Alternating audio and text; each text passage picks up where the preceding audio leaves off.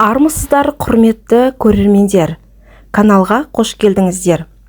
Бүгінгі видеода жылқы өнімдері соның ішінде жылқының майы қандай пайдалы екені туралы айтатын боламыз. Тақырып қызық болса, видеоны соңына дейін көріп, каналға тіркеліп өтіңіздер.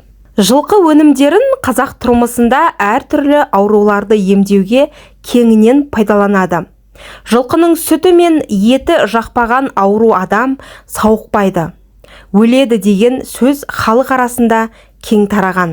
Жылқы өнімдерінің ішінде емге қолданылуы жағынан бірінші орында әрине қымыз тұрады. Себебі қандай науқас болсын, қазақ қымыздың тікелей емдігі болмаса да, ауырған адамды әлдендіру үшін негізгі емімен қатар қымыз беріп отырған. Қымыз 40 түрлі дертке дауа дейді қазақ мақалы. Негізінде қымызбен өкпе, туберкулез ауруын емдеу кең етек алған. Көксаумен ауырған адамға қайнатылған сиырдың, жылқының майын балға қосып ішкізеді. Мейлінше көп қымыз береді. Өкпесі ауырған адам жүрек майын шикілей аз-аздап жеуі керек. Жылқының тезегі. Белі шойырылған адамды жылқының жас тезегімен болау әдісі де кең қолданылған. Жас тезекті езіп, тай қазанға қайнатады. Қайнап болған тезекті ағаш астауға салып, үстін бір қабат жеңіл шүберекпен жабады. Оның үстіне адамды жатқызып, денесін киізбен немесе тонмен жауып қояды. Осы процесті 3 рет қайталайды. Жылқының шуы. Қатпа, мешел баланы тұмса биенің шуына орайды. Шудың ішінде басы ғана көрініп жатқан баланың 2 сағаттай уақыт өткен соң шөлдеп қарны аша бастайды. Шуға орау уақыты 2 сағаттан кем болмау керек. Осылай күнара 4-5 рет қайталайды. Онан соң шудың өзі де қатып, орауға жарамай қалады. Жылқының қылы. Жылқының қылымен 3 нәрсені емдейді. Жылқының қылын күйгізіп, аузы уылған баланың аузына адамның отқа күйген жеріне себеді. Мұны жазба деректерде дәлелдейді. Шыққан сүйелді жылқы қылымен байлап қояды. Сүйел түбімен кесіліп, домаланып түсіп қалады. Жылқының сүті. Қышыма, чесотка болған адам биенің жаңа сауған сүтіне түседі. Не жылқы сүйегін қайнатқан кезде шыққан майын жағады. Әйелдер шашы түсе берсе қымызға жуады. Жылқының майы. Өкпесі ауырған туберкулез адам жүрек майын шикідей аз-аздап жейді. Тұмау болған адамға семіз құлын немесе тайдың жүрек майын алып, ерітіп, аш қарынға ішкізеді.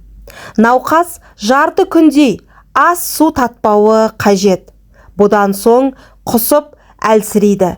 Жөтелі басылып, жеңіл сезінеді. Жарық, грыжа ауруын қазақтар қатты қыздырған жылқы майын жағып емдейтін болған. Адамның үсіген дене мүшелеріне жылқының майын жаққан. Үсіген жерге жылқының көк бауырын тартқан. Суық өткен адамның қалтырап тоңған, үсік шалған мүшесін қоян, қаз, жылқының іш майымен сылайды. Адамның қатты үсіген мүшесі сулана бастаған кезде ашытқы шекер болмаса қамыстың басындағы үлпілдегін сеуіп, біраздан соң жылқы майымен майлап тастайды. Жылқының несебі.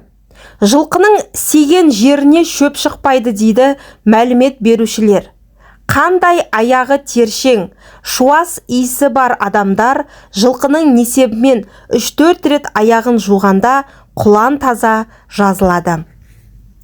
Көптеген сырқаттардан құтқаратын әмбебап ем жылқы тері деп саналады. Қазақтың пікірінше сілікпесі шығып, терлеп келген аттың тоқым терін тырысқақ болып ауырған адамға ем, және басқа да іш ауруларына септігін тигізеді. 10-15 шақырым шауып келген аттың терлігімен безгек адамды да қымтап емдеуге болады. Көптеген мәлімет берушілердің айтуынша, әбден қара сүмек болып, терлеген аттың терін ағаш қырғышпен қырып алып, жинап, қылтамақ болып ауырған адамға ішкізген. Әбден тер сіңген ескі қамшыны адамның тамағына өткізіп, әрлі-берлі қимылдатады. Қамшымен жасайтын бұл емді бірнеше рет қайталайды. Тер ішкен, тамағына қамшы өткізген адамдардың жазылып кеткен жағдайлары болған. Ал жылан шаққан балаға жылқының ыстық тоқымының бір шетін кесіп алып, байлап қойғанда жазылып кеткенін көзімізбен көрдік. Қазақта жылқыдай қасиетті мал жоқ, оның бар нәрсесі ем ғой деп айтылуы тегін емес.